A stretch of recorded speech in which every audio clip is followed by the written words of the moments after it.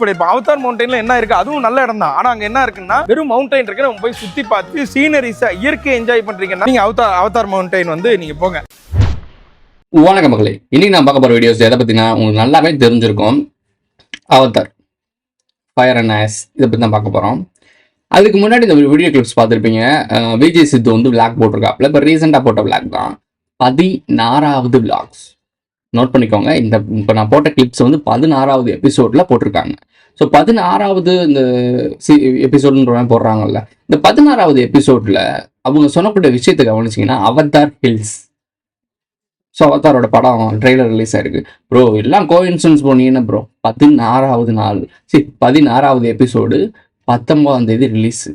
Avatar 6/9 ஆகும், 9/6 ஆகுன்றது நம்ம பின்தொடர்றவங்களுக்கு தெரியும், முக்கியமான ஆட்களுக்கும் அது தெரியும். ஓகே, இந்த ஒரு கோஇன்சிடன்ஸை வச்சு இந்த வீடியோ ஆரம்பிக்கிறோம். இன்னும் நிறைய கோஇன்சிடன்ஸை பார்க்க போறீங்க. இது எல்லாமே கோஇன்சிடன்ஸ் தான், புத்தி உள்ள புள்ள பொழைக்கும். சரி வாங்க வீடியோக்குள்ள போகலாம்.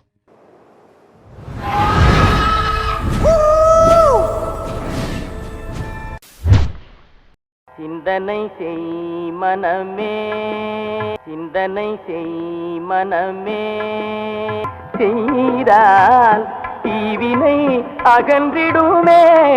இன்ட்ரோ மாதிரி ஒன்று பார்த்துருப்பீங்க, எப்பயுமே நம்ம பேசுறது தான். இப்போ ஒரு சீக்வன்ஸை நான் சொல்ல விரும்புகிறேன். ஆக்சுவலாக மனசில் பண்ணப்பட்டது, சடனாக பட்டது. நம்ம பேசக்கூடிய விஷயங்களை, நம்ம சொல்லக்கூடிய விஷயங்கள், டைமென்ஷன் இதை பற்றிலாம் பேசுகிறோம்ல, இது உலக லெவலில் இருக்கக்கூடியவங்கள்ட்ட பேசுகிறவங்கள்ட்ட கலெக்ட் பண்ணிடுறாங்க. நம்மகிட்ட இருந்து 80% கலெக்ட் பண்ணிடுறாங்க. இதெல்லாம் சேர்த்து இந்த கலவை கலப்பாங்க பார்த்தீங்களா, அந்த சித்தாள் கொளத்தனாரெலாம் கலவை கழிச்சு செவுத்துல அடிச்சு ஏற்றுவாங்க பார்த்தீங்களா, அந்த மாதிரி என்ன பண்ணுறாங்க அப்படின்னா, தனக்குன்னு ஒரு குரூப்பை கிரியேட் பண்ணி, வாட்ஸ்அப் குரூப் கிரியேட் பண்ணி, ஜிபே போடுறானுங்க, எல்லாம் பண்ணுறானுங்க. ஓகே, நீ ஏதோ ஒரு மக்களுக்கு சொல்லிக் கொடுக்குற, அதுக்கு நீ பே வாங்கிக்கிற, ஓகே அது நார்மல். ஏன்னா நீ சொல்லிக் கொடுக்குறதுக்காக, டீச்சருக்காக ஒரு பே வாங்கிக்கிற, உன்னோட உழைப்புக்கு ஒரு ஊதியம் மாதிரி. உனக்கு அது இந்த ஃபினான்ஷியல் வேர்ல்டில் அது உனக்கு அது யூஸ்ஃபுல்லாக இருக்கும். அது வரைக்கும் ஓகே தான். பட் என்ன சொல்லித்தரோன்றது இருக்குல்ல, என்னமோ நாமளே எல்லாத்தையும் கண்டுபிடிச்ச மாதிரியும், நாமளே எல்லாத்தையும் புரிஞ்சுக்கிட்ட மாதிரியும். இப்போ நம்ம கிட்ட இருந்து காப்பி பண்ணி அப்படியே போய் பேஸ்ட் பண்றது தப்பு கிடையாது. மக்களுக்கு அவேர்னஸா போய் சேருது அப்படின்னா பரவாயில்ல. அப்ப என்ன பண்றானுங்க அப்படின்னா, தான் கண்டுபிடிச்ச மாதிரி சொல்லும் போது தன்னை வர்ஷிப் பண்ண வைக்கிறானுங்க. அதாவது நாங்க ஒரு ஆளு, நாங்க தான் அப்படின்ற மாதிரி ஒரு மைண்ட் செட்ல அந்த மக்கள் மத்தியில பதிய வைக்கிறாங்க. அதாவது இந்த மக்களுக்கு இவங்க இல்லைன்னா ஒண்ணும் இல்லை, இப்போ இவர் தான் நமக்கு எல்லாம் சொல்லி கொடுத்தாருன்ற மாதிரி ஒரு அட்மையர் ஆக்குறாங்க. இந்த ஃபேன்ஸ்லாம் ரெடி ஆகிறாங்கல்ல, அஜித் விஜய்க்குலாம் ஃபேன்ஸ் ஆகிறாங்கல்ல, அந்த மாதிரி ரெடி பண்ணிட்டு இருக்கானுங்க. இது ரொம்ப ஒரு தவறான முன்னெடுப்பா போகும். இந்த ஹீரோ வர்ஷிப் பண்ணவே கூடாது. அதே மாதிரி நான் தான் கண்டுபிடிச்சுன்ற ஒரு சீனும் போடக்கூடாது. இங்கேருந்து எடுத்தோன்றதை சொன்னேன்னா, ஏன்னா நீ இங்கேருந்து ஆட்டை போடணும், நீ இங்கேருந்து எடுத்துகிட்டு போகிறதப்பெல்லாம் திருப்பி இங்கேருந்து கலெக்ட் பண்ணணும். ஏன்னா உன் மண்டையில் உதிச்ச ஞானம் உனக்கு எப்பயுமே சுரந்துக்கிட்டே இருக்கும். உன் மண்டையில் உதிக்காமல் பக்கத்து வீட்டிலேருந்து கடன் வாங்கினா அப்படின்னா எப்போ பார்த்தாலும் கடன் வாங்கிட்டு தான் இருக்கணும். ஸோ இங்கே தான் திருப்பி வரணும். ஒரு சில வீடியோஸில் மெம்பர்ஷிப்பில் போடுறது ஏன்னு இப்போ உங்களுக்கு புரியுதா? உண்மையாக லாயல்ட்டியாக இருக்கவங்க ப்ரோ, அப்படி ஆட்டையை போடுறவங்க கூட மெம்பர்ஷிப்பில் வருவாங்களா ப்ரோ? எனக்கு தெரிஞ்சிடணும் ப்ரோ, யார் இதை பண்ணுறான்னு தெரிஞ்சிடும்ல. ஏன் கண்காணிப்பில் இருக்கும் மெம்பர்ஷிப்பில் வந்துட்டேன்னா. மெம்பர்ஷிப்ன்ற போகிறது வந்து எனக்கு சப்போர்ட் பண்ணுறதுக்காக, நம்ம இவ்வளோ விஷயங்கள் சொல்கிறோம் வைக்கிறோன்றது எனக்கு பர்சனலாக சப்போர்ட் பண்ணுறது தான் நான் மெம்பர்ஷிப் போடுறேன். அதுவும் இல்லாமல் இந்த மெம்பர்ஷிப்பில் போகிற வீடியோஸும் எனக்கு பர்சனலாக தேவையான விஷயம். ஏன் அப்படின்னா பொதுவெளியில் போட முடியாது, அதுக்காக அது எடுத்துக்கிறேன். 2 பெனிஃபிட்ஸ் இருக்குது அதில். திரும்பவும் சொல்கிறேன், இது வார்னிங்காக கூட எடுத்துக்கோங்க. இங்கேருந்து எடுத்த விஷயங்களை வேறு வழியில் வியாபாரம் பண்ணாதீங்க. அது உங்களுக்கு பின்னடைவு தான் ஆகும். உங்களுடைய மூளையை குழப்பி விட்டு உங்களை பைத்தியக்காரன் ஆக்கிரும். அப்புறம் உங்களை நம்பி வந்த மக்கள் உங்களே செருப்பல் அடிக்க ஆரம்பிச்சிருவாங்க. இன்னொரு 3வது விஷயம் நடக்கும். நீங்கள் இங்கேருந்து எடுத்துகிட்டு போகிற ரகசியம் இங்கேருந்துனா என்னட்ட இருந்துன்னு மட்டும் கிடையாது. நான் ஐடியாபிள்கிட்ட இருந்து நாங்கள் கலந்து ஆலோசிக்கிறோம். நானும் ஒரு சில விஷயம் சொல்கிறேன். இன்னும் 2-3 பசங்க இருக்காங்க, எல்லாம் பண்ணுறோம். நாங்கள் டீம் ஒர்க்காக ஒரு விஷயத்தை கிரியேட் பண்ணி டெலிவரி பண்ணுறோம். ஸோ இந்த சேனலில் வரக்கூடிய ஒரு 100% முழுமையாக வர்றதுக்கான காரணம் பல பேருடைய உழைப்பும் பல பேருடைய தேடல்களும் நம்மக்கிட்ட ஷேர் பண்ணி அதை என்னுடைய ஸ்டைலில் நான் டெலிவரி பண்ணுறேன். ஸோ இதில் என் உழைப்பு 60% இருந்தாலும் 40% வந்து மற்றவங்க உழைப்பு இருக்குது. ஸோ இதை நான் ஒத்துக்கிறேன். ஹானஸ்ட்டாக ஏன் ஒத்துக்கிறேன் அப்படின்னா, டீம் ஒர்க் தான் எப்பவுமே ஜெயிக்கும். ஸோ அது எனக்கு நல்லாவே தெரியும். ஓகே, இது பாயிண்ட்டுக்கு வருவோம். இங்கேருந்து எடுத்துகிட்டு போகிற 3வது பாயிண்ட் சொன்னேன்ல. முதல் ஒன்று வந்து நீங்கள் வந்து செருப்படி வாங்குவீங்க, 2வது மக்கள் வந்து அடிமையாக்கிடுவீங்க, 3வது வந்து நீங்கள் அவங்கள்ட்ட சொல்கிறது பாயிண்ட்டே இல்லைன்றதுனால ஆக்சுவலாக அவங்கள்ட்ட பாயிண்ட் போயிடும். நீங்கள் இது வரைக்கும் சொன்னதை வச்சுக்க மக்கள் வந்து உங்கள் பாயிண்ட் ஃபாலோ பண்ணுவாங்க. கூகுள் மீட்டாக அந்த ஜூம் மீட்டிங்லாம் நடத்தி காசு சம்பாதிக்கலாம், அதெல்லாம் ஓகே. அதுக்கப்புறம் கேள்வி கேட்க ஆரம்பிப்பான். ஏன்னா அவனுக்கு அடுத்தடுத்த கேள்வி தேவைப்படும், அது சிந்தனையை ஓட ஆரம்பிக்கும். அப்போ என்ன ஆகும் அப்படின்னா, அவனுடைய கேள்வி கேட்பான், அதுக்கான பதில் உனக்கு இருக்காது. அப்போ அந்த இடத்துல பதில் சொல்லியே ஆகணுமே, இல்லைன்னா அவனை முட்டா பையன் நம்பிடுவாங்க அப்படின்றதுக்காக நீ பதில் என்னத்தையாவது ஒன்று சொல்லி அவன்கிட்ட சொல்லுவேன். அது தப்பாக கைட்லைன் பண்ண அவனை தப்பாக வழி நடத்த ஆரம்பிப்பேன். இங்கே தான் தவறு ஆரம்பிக்குது. அந்த ஒரு தப்பை சரி பண்ணுறதுக்கு நீ நிறைய தப்பு செய்ய ஆரம்பிப்ப. நிறைய பெருந்தலைகள்லாம் உள்ள இன்வால்வ் ஆயிருக்கு. சரி, தெரிஞ்சனால சொல்லிட்டு இருக்கேன். இது மக்களுக்கான விழிப்புணர்வு. இப்போ நம்ம ட்ரெய்லருக்குள்ள போலாம். இந்த கிரின்ற கேரக்டர் வந்து இந்த சோல் அந்த யூனிவர்ஸோட கனெக்ட் ஆயிருக்கும். அவதார் பேண்டரா வேர்ல்டுக்குள்ள இருக்க சோல்ஸ் இருக்குல்ல, அந்த அவங்களுடைய உருவாக்கப்பட்ட அந்த ஏவான்னு சொல்லுவாங்க, அந்த ஏவாவோட கனெக்ட் ஆயிருக்கு. அந்த ஏவாவோட பிள்ளைன்னு வச்சுக்கலாம். ஏன்னா கிரின்றது வந்து டாக்டரோட வயிற்றுக்குள்ள இருந்த ஒரு குழந்தை. ஸோ அவங்க இறக்கும் போது இந்த ஏவா கூட கலந்துருவாங்க. அதுக்கப்புறம் பிறக்கப்பட்ட குழந்தை தான் இந்த கிரின்றவங்க. இந்த கிரின்ற கேரக்டர் வந்து இந்த யூனிவர்ஸோட ஒரு ஒரு ஹியூமன் ஃபார்ம், அதாவது அவதார் ஃபார்ம்னு வச்சுக்கோங்களேன். அந்த யூனிவர்ஸ் இருக்குல்ல, ஆக்சுவலாக நாமளே யூனிவர்ஸோட ஒரு சரி, அது வேற மீட்டர். இந்த படத்தை பொறுத்த வரைக்கும், பேண்டரோட பொறுத்த வரைக்கும், அந்த ஏவாவோட ஒரு ரியாலிட்டி, ஒரு தேர்ட் டைமென்ஷனுடைய ஒரு அவுட்ஃபிட் தான் இந்த வந்து கிரின்ற கேரக்டர். கடவுளோட பேண்டரோட வெர்ஷன் இது, அதாவது அவதார் வெர்ஷன். இந்த வெர்ஷன் வந்து அந்த அந்த ஒரு ஃபர்ஸ்ட் டைம் பார்க்கும்போது ஜேக் சிலியன் உள்ள வரும்போது ஒரு விதை வரும் பார்த்தீங்களா, அந்த விதை வந்து சூஸ் பண்ணும். இந்த ஜேக் சிலியன் வந்து உட்காரும் மேலே ஏதோ பூச்சின்னு சொல்லி தட்டி விடுவான். அப்போ பக்கத்தில் இருக்க அந்த ஹீரோயின் என்ன பண்ணுவான் அப்படின்னா, அதை சொல்லாத, அது பண்ணக்கூடாது, அது வந்து புனிதமானது. அதாவது ஏவாவோட அந்த மரம் இருக்கும்ல, அந்த மரத்தோட விதை. ஸோ அந்த விதை வந்து அவங்களுக்கு ரொம்ப ரொம்ப முக்கியமான விஷயம் தான். விதைன்றதே உயிருக்கான ஒரு சுழற்சி. ஸோ அதுவும் இல்லாமல் அந்த ஏவா மரத்தோட விதை வந்து உயிருள்ள ஒரு விதை. அது பறந்து வந்து ஒருத்தவங்க சூஸ் பண்ணுது அப்படின்னா அவன் உடம்பு ஃபுல்லாக வந்து நிற்கும். அவள் என்ன நினைப்பா, அப்பதான் நம்புவா, உன்னை ஏவா வந்து சூஸ் பண்ணியிருக்காங்க, கடவுள் வந்து உங்களை ஏற்றுக்கிட்டாங்கன்னு சொல்லுவாங்க. இப்போ அதே செனாரியா வந்து இப்போ தேர்ட் பார்ட்டில் இந்த கிரி மேல வந்து உட்காருது, அந்த கிரி கிட்ட வந்து நிக்குது. ஸோ அது உட்காரும் போது என்ன சொல்ல வராங்க அப்படின்னா, இந்த டைம் ஃபர்ஸ்ட் முக்கியமான ஒரு ஆள் யாருன்னா இந்த கிரின்ற கேரக்டர் தான். ஸோ அதான் சொல்றாங்க. அடுத்த ஷார்ட்லேயே அது கொஞ்சம் டெவலப் பண்ணி எக்ஸாம்பிள்ஸ் பண்ணி சொல்லியிருப்பாங்க. உன்னால ஏதாச்சும் பண்ண முடியும் அப்படின்னா தயவு செய்து பண்ணு அப்படின்னு சொல்லுவாங்க. உன்னால ஏதாவது செய்ய முடியும்னா அதை நீ கண்டிப்பா செய்யணும். இங்கே நான் சொல்லிகிட்டே இருக்கேன்ல, எங்களால் பண்ண முடியும், என்னால் பண்ண முடிஞ்சதை நான் பண்ணிக்கிட்டு இருக்கேன், எனக்கு தெரியுது, நான் சொல்லிக்கிட்டு இருக்கேன், என்னால் முடிஞ்சதை மக்களுக்கு அவேர்னஸ் கொடுத்துட்ருக்கேன். ஸோ இந்த மாதிரி ஒவ்வொருத்தவங்களாலையும் ஒவ்வொரு விஷயம் முடியும்.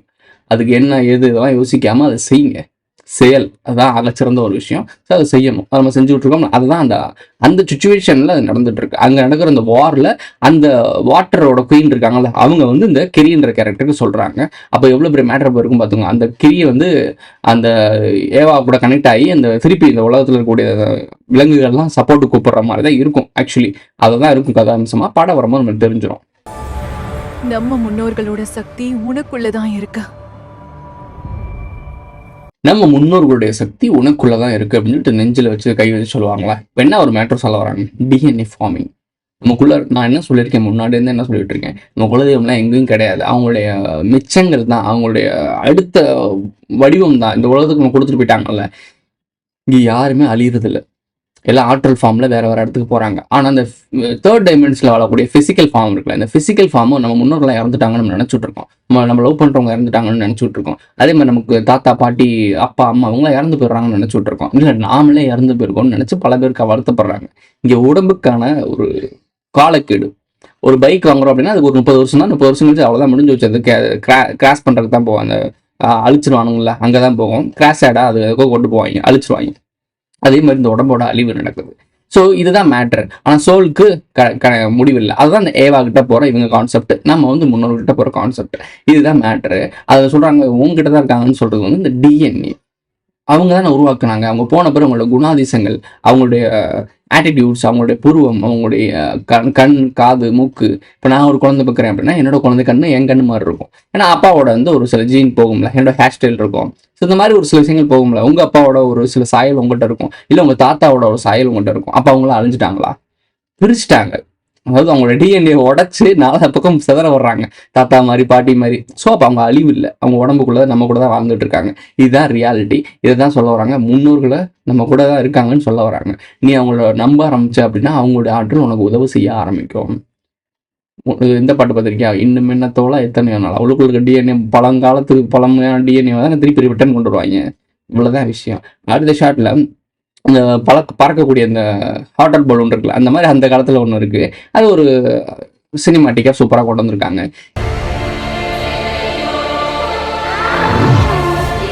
இந்த மாதிரி உயிரினங்கள் இந்த இதில் காட்டும் போது இந்த மாதிரி உயிரினங்கள்லாம் வேற கிரகங்களில் வாழ்ந்துருக்கும் அப்படின்னு நீங்கள் நினச்சிக்கிட்டு இருக்கீங்க. நம்ம யாழியை எடுத்துக்கோங்க, நம்ம யாழியை இருக்கிறவங்க டைனோசர்ஸ் எடுத்துக்கோங்க.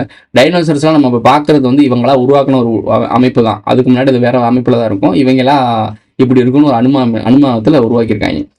இந்த பறக்கக்கூடிய விலங்கை பார்த்தீங்கன்னா அந்த யாழியவே எடுத்துக்கோங்க. யாழின்றது வந்து உயிரினம் கிடையாது, இங்கே வாழ்ந்த உயிரினம் கிடையாது, அது வேற பரிமாணத்தை சேர்ந்தது. அந்த பரிணாமத்துக்கு 3rd டைமென்ஷன்ல கொடுக்கப்பட்ட உருவ அமைப்பு தான் இது. ஒவ்வொரு டைமென்ஷனுக்கும் ஒவ்வொரு உருவம் இருக்கு. இப்போ நம்ம 3rd டைமென்ஷனுக்குள்ள இருக்கோம் அப்படின்னா நமக்கு பிசிக்கல் ஃபார்ம் இருக்கு, இந்த 5 கை இருக்கு, கண்ணு காது மூக்கு பல்லெல்லாம் இருக்கு, ஒரு சூத்தப்பல் கூட இருக்கும். ஸோ இதெல்லாம் இருக்கும். 4th போயிட்டோம், 6th போயிட்டோம், 7th போயிட்டோம் அப்படின்னு போறோம்னா அங்கங்க ஃபார்ம் மாறும். இதே மாதிரி நம்ம இருக்க மாட்டோம், ஒவ்வொரு ஃபார்ம்ல மாறுவோம். அதுக்கு ஒவ்வொரு தன்மை இருக்கும். அதை 3rd டைமென்ஷனுக்கு கொண்டு வந்து 3rd டைமென்ஷன்ல எக்ஸ்பிளனேஷன் பண்ணணும்னா இந்த மாதிரி ஒரு உருவத்தை கொடுக்கணும், கொடுத்தாதான் எக்ஸ்பிளனேஷன் பண்ண முடியும். அதுக்காகத்தான் யாழின்ற ஒரு உருவ அமைப்பு. இப்போ இவங்க பேண்டர்ல இருந்து ஒரு ஹோட்டல் பல் மாதிரி கொண்டு வராங்கல்ல, இதெல்லாம் ஒரு உருவ அமைப்பு. நம்ம உடம்புக்குள்ள செல்ஸ் இருக்குல்ல, செல் ஜெனட்டிக் பண்ணுதுல, அதுக்கு ஒரு மிஷின் இருக்கும். அதை மைக்ரோகோஸ் அதில் வச்சு பார்ப்பாங்களா, அதை பார்க்கும்போது அதை அப்படியே ரிப்பேர் பண்ணும். டிஎன்ஏ எடுத்து 2 டிஎன்ஏ இணைச்சு பின் பண்ணி தையல் மிஷின் மாதிரி டெரன்னு தச்சு அனுப்பிவிடும். இது உள்ளுக்குள்ள இருக்கு, நடந்துட்டு இருக்கு, ஒரு மெக்கானிசம் போயிட்டு இருக்கு உடம்புக்குள்ள. ஸோ அதை நீங்க பெரிய லெவலில் ஜூம் பண்ணி பார்த்தீங்கன்னா அதுவே ஒரு தனி ஒரு உயிரினம் மாதிரி தெரியும். அதுக்கு அப்படியே ஒரு கற்பனை வடிவத்தை கொடுங்க. புரியுதா? So simple.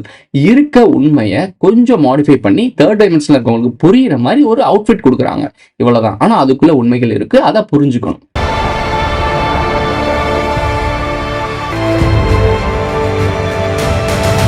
குரேஜ் அப்படின்ற ஒரு ஆர்மி மேன், மிலிட்ரி மேன் இறங்குறாங்க. ஸோ அந்த கேரக்டர் இப்ப ஆஸ் கூட கனெக்ட் ஆகிறாரு. இந்த அவதாரம் முடிச்சு கட்டணும், இவங்க டீம் ஃபார்ம் பண்றானுங்க, இவங்களுக்கு பலம் ஆயிட்டானுங்க.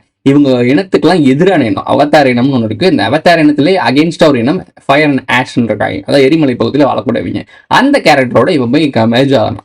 ஸோ இப்போ அவதார போட்டு தரணும் அப்படின்னா இவங்களுடைய கை, அதாவது எதிரிக்கு எதிரி பங்காளின்னு வாயில, ஸோ கூட்டாளின்னு வாயில, அந்த மாதிரி இப்போ எதிரிக்கு எதிரி நண்பன்ற கேரக்டர்ல நம்மளுடைய குரீச் அப்படின்றவன் மிலிட்ரி மேன் என்ன பண்றான் அப்படின்னா அந்த ஆஷ் கூட்டத்தோட போய் சேர்ந்துக்கிறதுக்காக போறான். அவனை தான் காட்டுறானுங்க.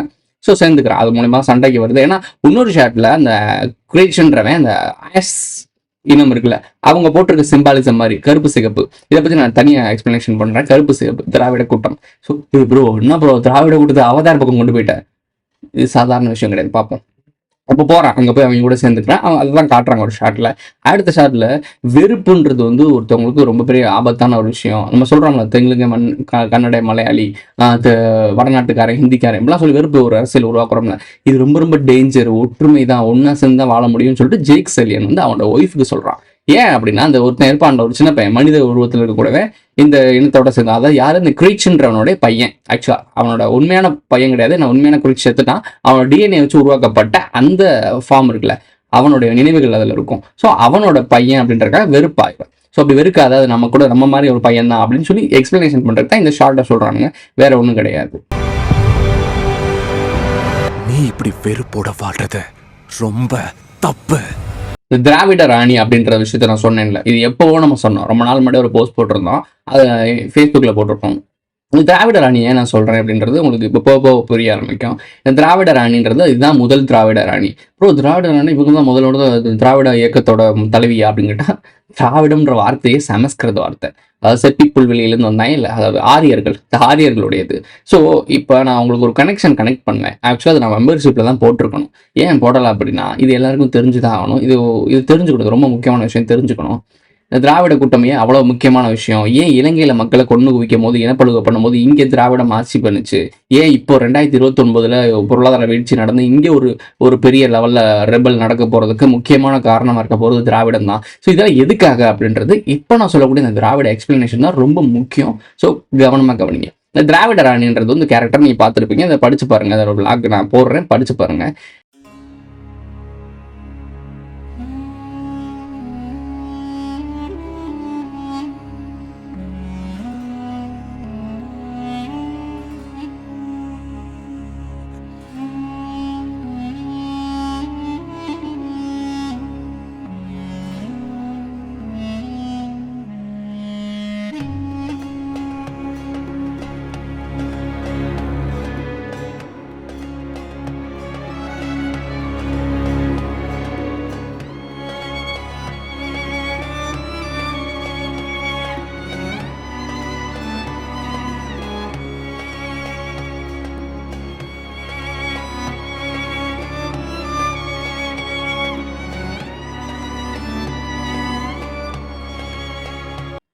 நான் முன்னாடியே சொல்லியிருக்கேன், மதுரை ஆண்ட மீனாட்சி அம்மன்றவர் இந்த பூர்வீக இடமே கிடையாது. அவரோட பூர்வீகம் என்னன்னா குஜராத்தியர்கள், அதாவது சௌராஷ்டிரர்கள்ன்றாங்கல்ல, சௌராஷ்டிரர்களுடைய தாய் தான், சௌராஷ்டிரோடைய ஆர்ஜின் தான் இந்த மீனாட்சி அம்மன். ஓகேவா? அவங்கள கூட்டி வந்து நீங்க கல்யாணம் பண்ணி தான் இனப்பெருக்கம் பண்ணேன், இங்க ஒரு விஷயத்த பண்ணிருக்காங்க. நீ நல்லா யோசிச்சு பாரு, திருமண மகாலை சுத்தி மீனாட்சி அம்மன் கூட சுத்தி சௌராஷ்டிரா தான் அதிகமா இருப்பாங்க, நார்த் இந்தியா குஜராத்திஸ் தான் அதிகமா இருப்பாங்க. காரணம் என்ன? குஜராத்னா யாரு, சேட்டைங்க தான் அதிகமா இருப்பாங்க. காரணம் என்ன? இதெல்லாம் தேடு. நான் மதுரையில் இருக்கனால எனக்கு தெரிஞ்சனால டீட்டெயிலாக சொல்கிறேன். இன்னமும் இருக்குது நிறைய விஷயங்கள்ல. மகாபாரதம், அப்புறம் ராமாயணம், இதெல்லாம் கனெக்ட் பண்ணுறாங்க. எத்தனை பேர் நகுலன் இந்த மாதிரி இருப்பாங்க, நிறைய பேர் இருப்பாங்கல்ல, அந்த மாதிரி விஷயங்கள்லாம் கனெக்ட் பண்ணும்போது இங்கே ஒரு முக்கியமான விஷயங்கள் உங்களுக்கு இதில் புலப்பட்டுருக்கணும். கலப்பினங்கள் பற்றி, நாகநாடுகள், நாகராணிகள், நாகர்கள் இப்படின்றதுக்குள்ள இனப்பழக்கம் பண்ணியிருக்காங்க. யாரு? மன்னர்கள் நீ சொல்லக்கூடிய ஆட்கள் நாகர்கள் கூட இனப்பழக்கம் பண்ணியிருக்காங்க. இந்த மாதிரி எல்லா விஷயங்களும் டீட்டெயில்டாக தான் இருக்குது, நீ படித்து தெரிஞ்சுக்க. ஏன்னா நான் ஒரு எக்ஸ்பிளனேஷன் பண்ணும்போது நீங்கள் உங்கள் மைண்டில் நான் தான் உட்கார்றேனே தவிர அந்த விஷயம் உட்கார மாட்டுது. ஸோ இந்த ஆர்டிகல்ஸில் போடுறேன்ல, நீங்கள் தெளிவாக படித்து பாருங்கள். முதல்ல ஸ்டாப் பண்ணிவிட்டு படித்து பாருங்கள். இப்போ உண்மையான ராணிகிட்ட வருவோம். உண்மையான ராணி மீன்ஸ் நம்ம தேர்ட் டைமென்ஷன் நம்ம கூட வாழ்ந்துட்டு இருந்தாங்களோ அந்த ராணிகிட்ட வருவோம். திராவிடத்தை முதல்ல தூக்கி பிடிச்சது யாரு? திராவிடத்தோட முக்கியமான தலைவர் யாரு? அண்ணா. ஏடிஎம்கேவா இருக்கட்டும், டிஎம்கேவா இருக்கட்டும், ரெண்டுக்கும் முக்கியமான ஆள் அண்ணா, அறிஞர் அண்ணான்னு சொல்லுவாங்கல்ல, அந்த அண்ணான்ற கேரக்டர். இவங்களுக்குள்ளே தேடி பார்த்து இவங்களுடைய டேட் ஆஃப் பர்த், இவங்களுடைய பரப்பு, இவங்களுடைய பேர் இதோட விரிவாக்கம் பண்ணோம்னா இந்த சிவன், விஷ்ணு, பிரம்மா இவங்க கூட்டத்துக்குள்ள போகும். அது வேண்டாம், அது உங்களுக்கு குழப்பிடும். நான் நார்மலாக சொல்கிறேன். இந்த திராவிட ராணி இப்போ எந்த ஃபார்முக்கு வரா அப்படின்னா, இந்த திராவிடத்தை உருவாக்குன நம்மளுடைய அண்ணா தானே, அந்த அண்ணான்றவருடைய ஒய்ஃப் பேரு ராணி. ப்ரோ இதெல்லாம் ஒரு கோஇன்சிடன்ஸ் ப்ரோ. அப்படியா? சரி, அடுத்து வாங்க. நம்மளுடைய இந்த அவதார் படத்துக்கு வருங்க. அவதார் படத்தில் வந்து கேரக்டர் பார்த்தீங்களா? இந்த கேரக்டர் பாருங்க, தலையில் என்ன வச்சிருக்கு? கருப்பு சிவப்பு டிஎம்கே கூடி வச்சுட்டு வந்துருக்கு. இவ்வளோ என்ன ப்ரோ நீங்கள் அவதாரோட டிஎம்கே கனெக்ட் பண்ணுறீங்க? உங்களுக்கு இந்த விஷயம் புரிய மாட்டேங்குது. டிஎம்கேன்றது வந்து சும்மா நீங்கள் தமிழ்நாட்டோட கட்சி நினச்சிட்டு இருக்கீங்க. அதில் இருக்கக்கூடிய பேரு சித்தாந்தம், அதுதான் மிகப்பெரிய முக்கியமான விஷயம். இந்த திராவிடத்தை தூக்கி பிடிச்ச தலைவர்கள்லாம் முக்கியம் கிடையாது. அந்த கொள்கை, அந்த அமைப்பு, அந்த வார்த்தை, திராவிடம்ன்ற வார்த்தை, அது சமஸ்கிருத வார்த்தை. இது யாராச்சும் மறுக்க முடியுமா? சமஸ்கிருதத்தை, ஆரியத்தை வெறுக்கிற இவங்க சமஸ்கிருதத்துல தலைவர் அவங்களுடைய டைட்டில், அவங்களுடைய கொள்கை பேர் வச்சுப்பாங்களாம்.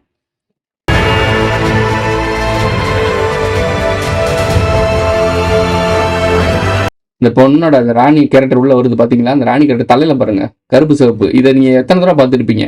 நம்மளுடைய இந்த திமுக கூட்டத்திலாம் பாத்தீங்கன்னா எல்லாரும் கருப்பு சிவப்பு முகத்துல பெயிண்ட் அடிச்சு வருவாங்க இல்ல, அதுதான் அடிச்சுட்டு வந்திருக்கு.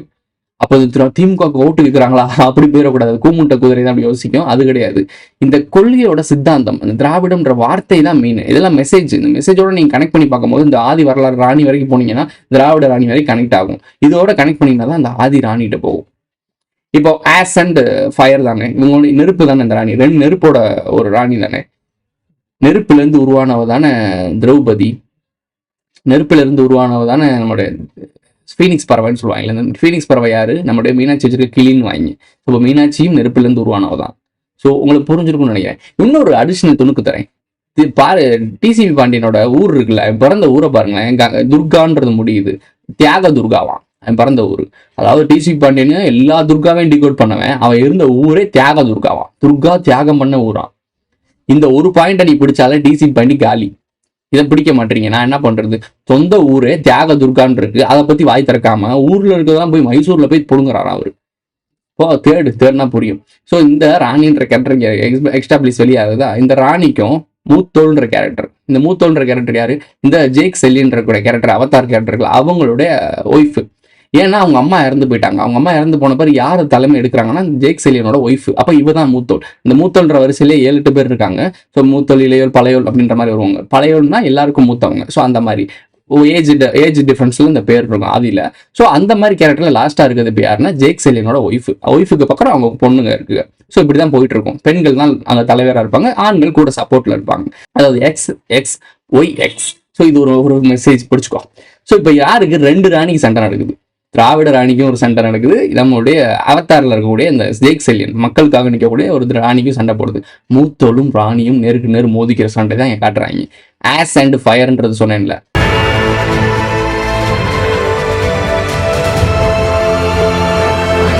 இந்த ஆரியர்களோட குறிக்கிறது தான் இந்த திராவிட ராணி. திராவிடம்ன்றது சமஸ்கிருதம். சமஸ்கிருதத்துல மையம் என்ன?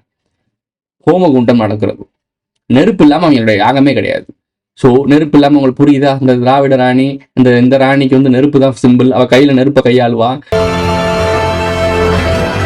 ஸோ இந்த நெருப்புக்கும் ஆரியர்களுக்கும் ரொம்ப தொடர்பு இருக்கு. நம்மகிட்டலாம் அந்த யாகம்லாம் இல்லை. யாக குண்டத்தில் நெருப்புல போட்டு பலி கொடுக்குறது அதெல்லாம் நம்மகிட்ட கிடையவே கிடையாது. இது யார்கிட்ட இருக்குன்னா சமஸ்கிருதம் பேசக்கூடிய இது சமஸ்கிருதத்தை கொள்கையை எடுத்து வாழ்றவங்கள்ட்ட இருக்கு. இப்போ உங்களுக்கு ஒரு லைனேஜ் புரிஞ்சிருக்குமே, இங்க வாழ்ந்துட்டு இருக்க திராவிடங்கள் ஆரியத்துக்கு தான் வேலை பார்க்குதுன்றது எல்லாரும் முன்னாடியே சொல்லிட்டு இருந்தது தான். இப்போ உங்களுக்கு இப்போ நான் சொல்ல வரது கிளியரா புரிஞ்சுச்சா? இது மெம்பர்ஷிப்ல போடக்கூடிய வீடியோ நான் சொன்னது சரியா இருக்கா? அடுத்த கட்டத்துக்கு போகலாம். வெறும் இந்த மனுஷ பயவிலிட்ட சண்டை போடும் போதே அவதார் குறும்போ, ஏன்னா இவங்க டெக்னாலஜிஸ்க்கு பாம்ஸ்லாம் இருக்கு, அழிவுக்கான இயந்திரங்கள் நிறைய இருக்கு. ஸோ இந்த ஏவா மரத்தையே போட்டு தள்ளிடுவாங்க. இதெல்லாம் நடக்கும். இப்போ இதே மாதிரி இப்போ இந்த ஆஸ் கும்பலோட சேர்ந்துட்டாங்கன்னா இன்னும் வலிமையாயிரும், எதிரிகளோட வலிமை அதிகமாயிரும். சண்டை போடும் போது பயங்கரமான விஷயங்கள் நடக்குது. குழந்தைகள்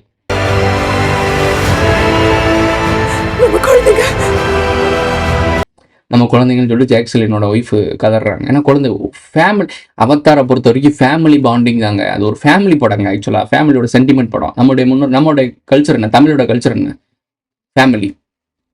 நான் முன்னாடியே போட்டேன் இந்த திராவிடர் அணின்றதை போடும் போது இந்த மச்ச அவதாரம் சொல்றாங்க, இந்த தண்ணிக்குள்ள வந்துச்சுல, அந்த முதல் அவதாரமே சவுத் இந்தியாவில தான் உருவாச்சுன்னு சொல்றாங்க. சவுத் இந்தியா மீன்ஸ் குமரிக்கண்டம், அந்த கனெக்ஷன். ஸோ சவுத் இந்தியா எவ்வளவு முக்கியமான விஷயம் சொல்லு. இது எல்லாத்துக்கும் ஆர்ஜின் எங்க உருவாகுதுன்னு போய் யோசிச்சுப்பாரு. அதாவது தாய்மைன்றது உருவானதே தமிழன்டன் தான். ஸோ தமிழன் சொன்னா வேற மாதிரி கொண்டு போவாங்க, மனிதன்டன் தான். அந்த முதல் மனிதன் தான் இப்போ இருக்க தமிழைங்க. ஓகேவா? இதை புரிஞ்சுக்க. இப்போ அந்த நம்ம குழந்தைங்கன்னு சொல்லி கதறால. ஸோ குழந்தைகள் எல்லாரும் ஒரு சிதறல் உருவாகுது. இந்த போர்லேயும் நிறைய பேர் இழப்புகள் நிறைய நடக்கும்னு நினைக்கிறேன். அடுத்த ஒரு ஷாட் நீங்க கவனிச்சிங்கன்னா இன்னும் கொஞ்சம் டீட்டெயில்டாக கொஞ்சம்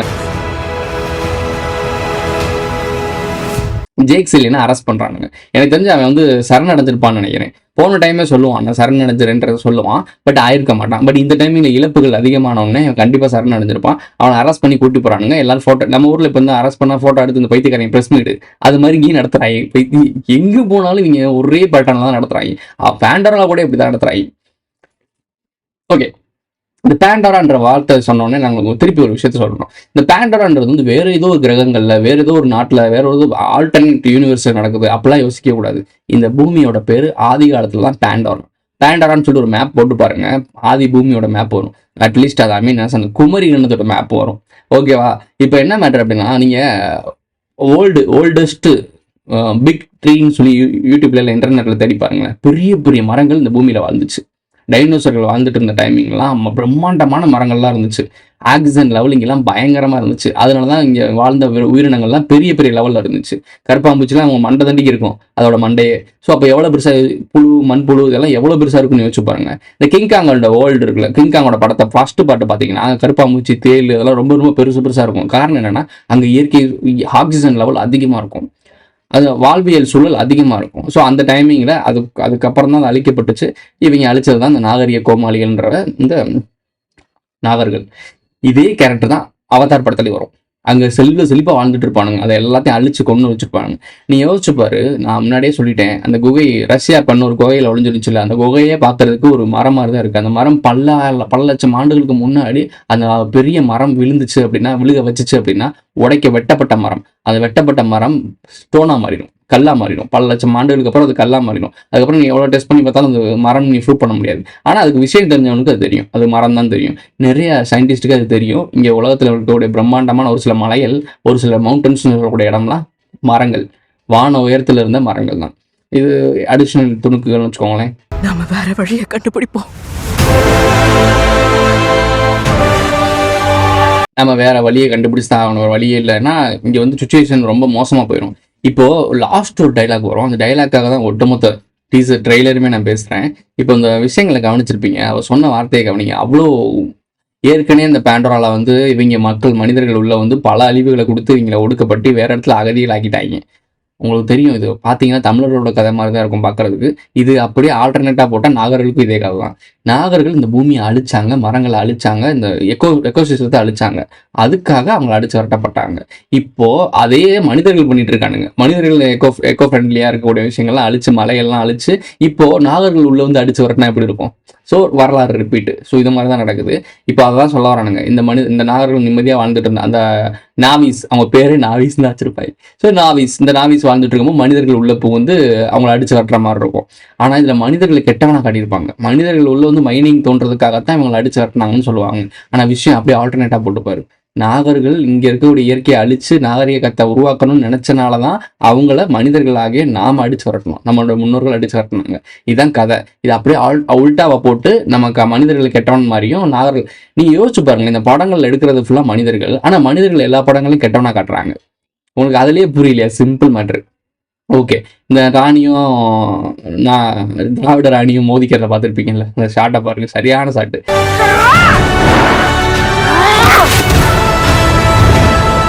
இதோட கடைசி ஒரு ஷாட் இருக்கும், அதுவும் செம்ம ஷாட்டாக இருக்கும். இவன் நெருப்பு வச்சு அழிச்சிட்டு இருப்பா, ஏரோ வச்சு அழிச்சிட்டு இருப்பா. காட்டுவாசி நெருப்பை கண்டுபிடிச்சி, நெருப்போட அதிபதி. ஸோ 2 பேரும் சண்டை கொடுக்குற மாதிரி காட்டுவாங்க. இப்போ அந்த நான் சொன்னேன்ல, அந்த மிலிட்ரி மேன் வந்து இந்த ஆஷோட குரூப்போட சேர்ந்துருச்சு, அந்த நெருப்பு கூட்டத்தோட சேர்ந்துருச்சு, அவங்களோட சிம்பாலிசம் போட்டிருப்பான்னு சொன்னேன்ல, அதே மாதிரி சிம்பாலிசம் போட்டிருக்கான் பாருங்க. அதாவது இவங்க எல்லா ஃபார்முக்குள்ளேயும் ஒழிஞ்சுக்குவாங்க. நம்மளை அழிக்கணும்னு நினைக்கிறவங்க எப்பயுமே ஊடு மாறிக்குவாங்க. எந்த கூட்டத்தோட கை கோர்த்துட்டு எதுக்குள்ளனா புகுந்துக்குவாங்கன்னு சொன்னோம்ல, இந்த ஆரியர்கள், இஸ்ரேல் யூதர்கள், அப்புறம் ஒரு சில நம்ம கூட இருக்க இனப்பயில இருப்பாங்கல்ல, காசுக்கு மாரடிக்கிறவங்க, அவங்களே யார் கூட வேணா சேர்ந்துப்பாங்கல்ல, காசு கொடுத்தா நான் எல்லா பக்கமும் சேர்ந்துக்கிறேன்பான்ற மாதிரி சொல்லுவாங்கல்ல, அந்த மாதிரி கேரக்டர் காட்டியிருப்பாங்க. சிம்பிள். இதுதான் கடைசி ஷாட்டு.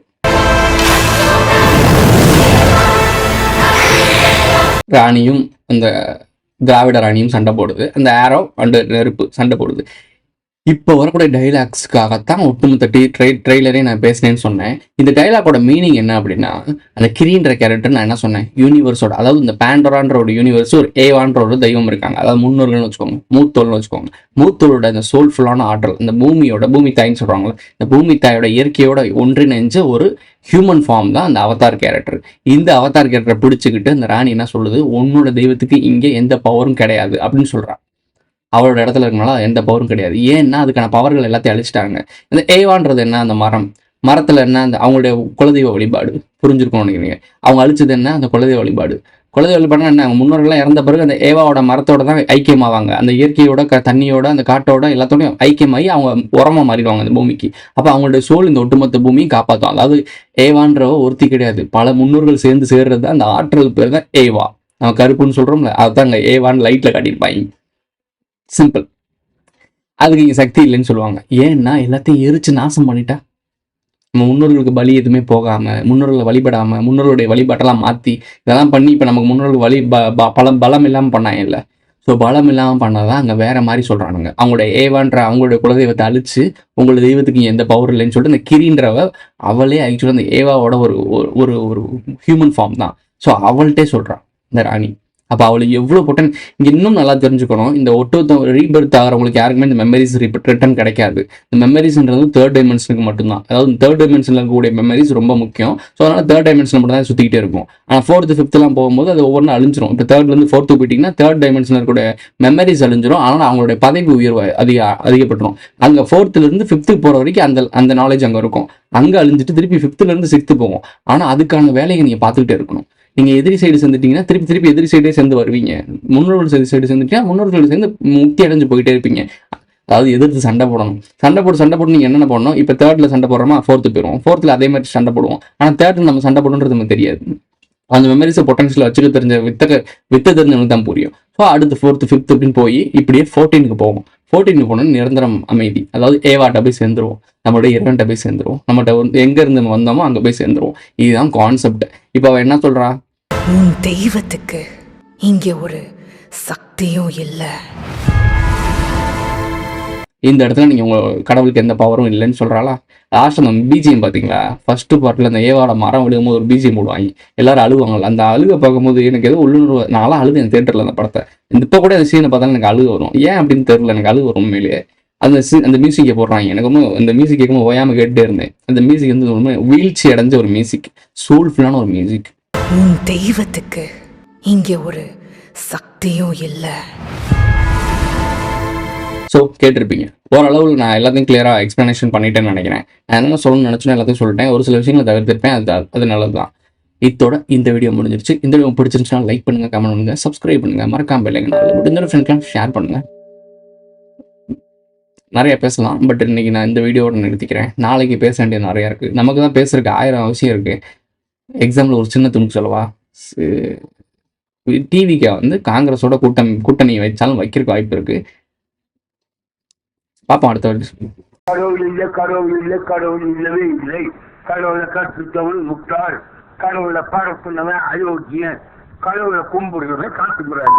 உன் தெய்வத்துக்கு இங்கே ஒரு சக்தியும் இல்லை.